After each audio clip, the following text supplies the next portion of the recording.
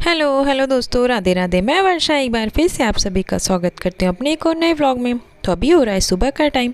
कहते हैं सुबह जल्दी उठ जाओ तो जल्दी जल्दी सारे काम हो जाते हैं। फ़िलहाल में आज हम 5 बजे उठ चुके थे, तो सारे काम से फुर्सत हो गए थे। यही अपनी डेली रूटीन, झाड़ू पोछा वगैरह सबसे।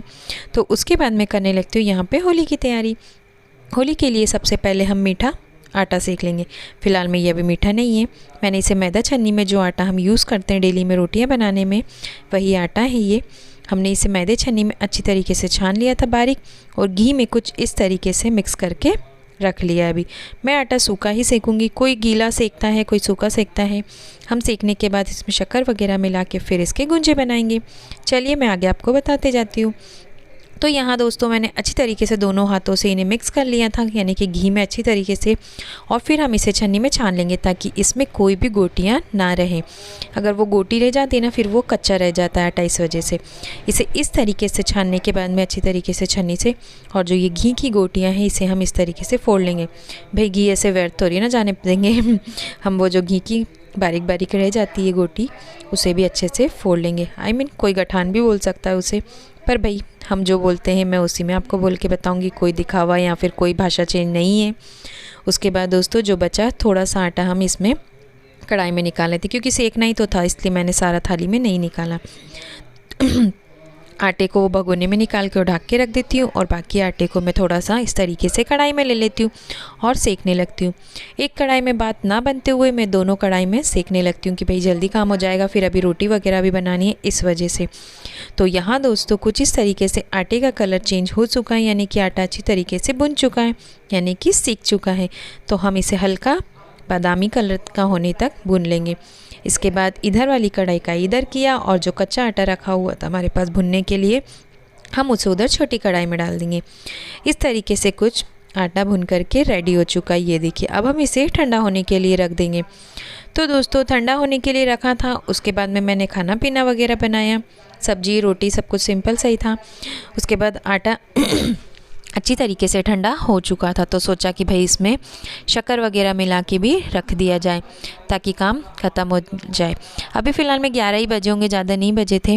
इसके बाद मैं यहाँ पे जो शक्कर हम लोग पीस के रखते हैं साल भर के लिए, साल भर तो नहीं, कम समय के लिए, उसमें देखिए कुछ इस तरीके से गड़ा बन चुका था। खैर हमने मेहनत करके उसे अच्छी तरीके से कीस लिया था, ये देखिए। तो यहाँ पर शक्कर मैंने कीस ली थी, और जो बचा कुछ घी था वो भी हमने सारा ढूंढ करके घर में से निकाल लाए थे कि भाई अब हमें आटे में डालना है। तो मैं यहाँ पे घी गर्म होने के लिए रख दूँगी पिघलने के लिए, और आटे में हम लोग तब तक शक्कर वगैरह मिला लेंगे जब तक यहाँ घी पिघलता है। आटे में शक्कर डाल के दोनों हाथों से अच्छी तरीके से मिक्स करेंगे।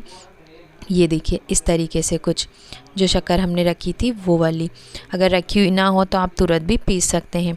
खैर हम लोग तो इसे रख ही लेते हैं, क्योंकि दाल बाटी चूरमा बनता रहता है, इस वजह से मेहमान आते हैं तो कि तुरंत ना पीसते बने, तो हम लोग इसे यूज़ में ले लेते हैं।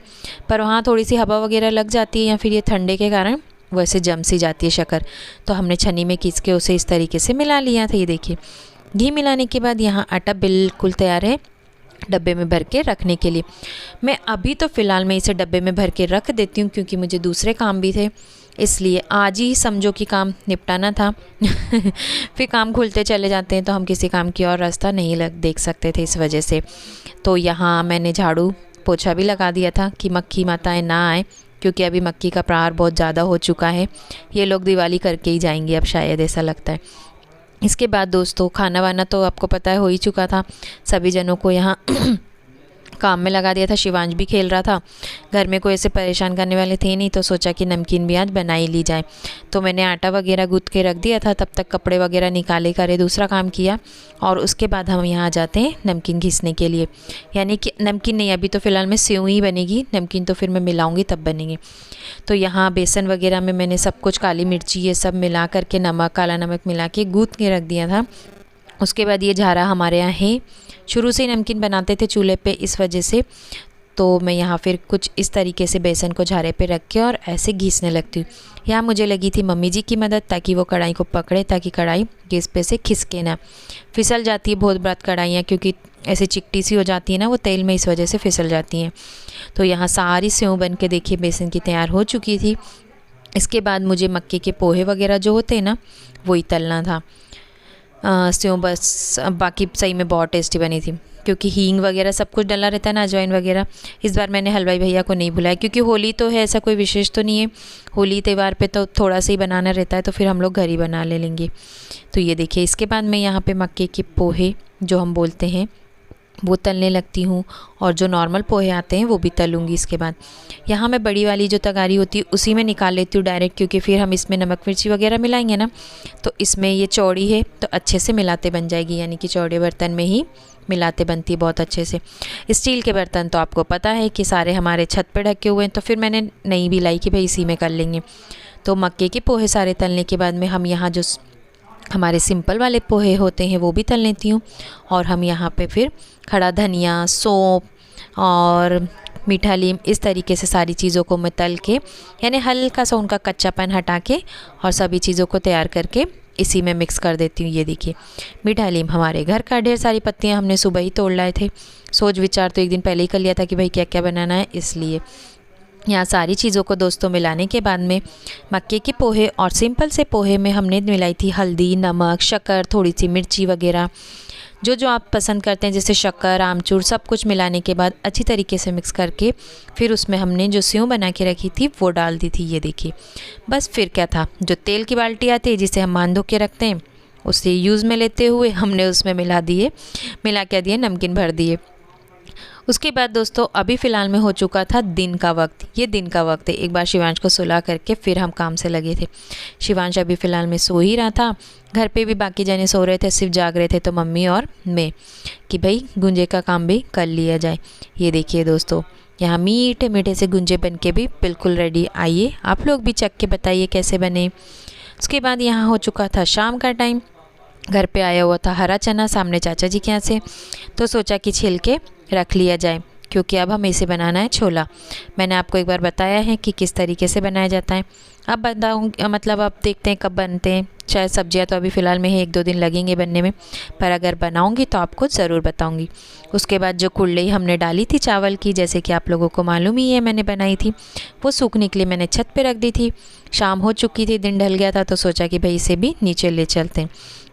2 धूप बताने के बाद अच्छी तरीके से सूख गई थी, तो इसको मैं डब्बे में भर के और बंद करके रख देती हूँ। इसके बाद शिवांश भी यहाँ उठ करके आ चुका था। आज शिवांश बहुत देर तक सोया, करीब 4:30-5 बजे तक, क्योंकि ये लेट ही सोए थे इस वजह से। तो यहाँ सारी कुल्ली को मैं इस डब्बे में भर के और डब्बे को बंद करके और रख देती हूँ। ऊपर तो फिर मैं बाद में ही रखूँगी इसको।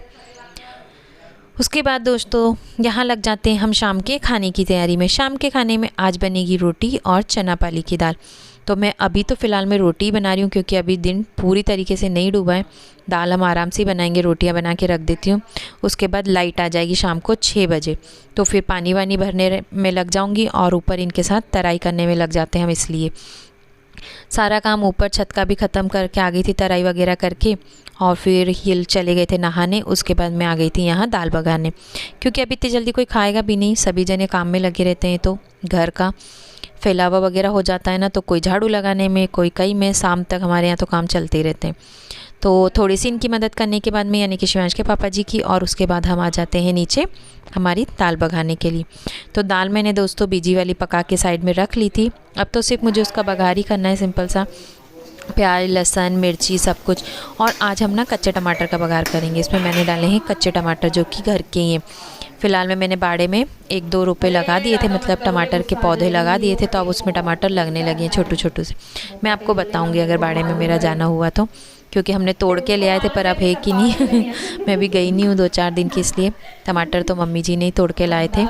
तो मैं अगर गई तो मैं आपको ज़रूर बताऊंगी। तो यहाँ पे आज टमाटर हो चुके थे अच्छी तरीके से, क्योंकि वो टमाटर कच्चे रहते हैं ना, तो फिर उन्हें तेल में डालना पड़ता है तभी वो पकते हैं, नहीं तो फिर वो कच्चे कच्चे रह जाते हैं। उसके बाद हमने यहाँ धनिया पाउडर, मिर्ची पाउडर, हल्दी, नमक सब कुछ डाल के अच्छे से मिक्स कर दिया। और इसके बाद हम इसमें डालेंगे चना पाली। हमारी चना पाली की दाल इस तरीके से रेडी हो जाएगी। मैंने आपको पहले भी बताया कि किस तरीके से बनेगी। तो यहाँ चना पाली हमने डालने के बाद में मैं इसे अच्छी तरीके से मिक्स कर दूँगी। और मैं देख रही थी कि भाई चना ही पाली है या फिर मेथी है, क्योंकि 2 डब्बे अलग अलग है ना, तो वो एक जैसे ही में समझ में नहीं आते हैं, इस वजह से। तो थोड़ी सी चना पाली कम सी लगी, तो हमने ऊपर से और डाल दी और इसे अच्छी तरीके से हिला करके उसके बाद जो दाल हमने पका के रखी है दोस्तों, वो इसमें मिक्स कर देंगे। ये देखना दाल भी अच्छी भिजी भिजी बनी है। थोड़ी सी शिवांश के लिए हम पीकी निकाल लेंगे, उसके बाद मैं इसमें दाल मिक्स करूँगी। फिर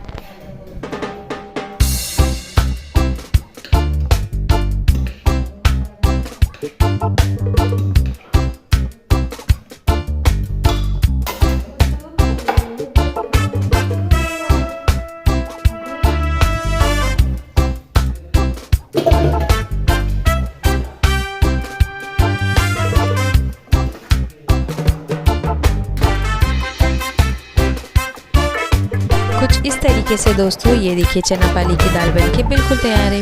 तो दोस्तों आज के ब्लॉग का एंड मैं यहीं करती हूँ। मिलती हूँ आप सभी से अगले ब्लॉग में। तब तक के लिए राधे राधे। अपना प्यार और सपोर्ट बनाए रखिए।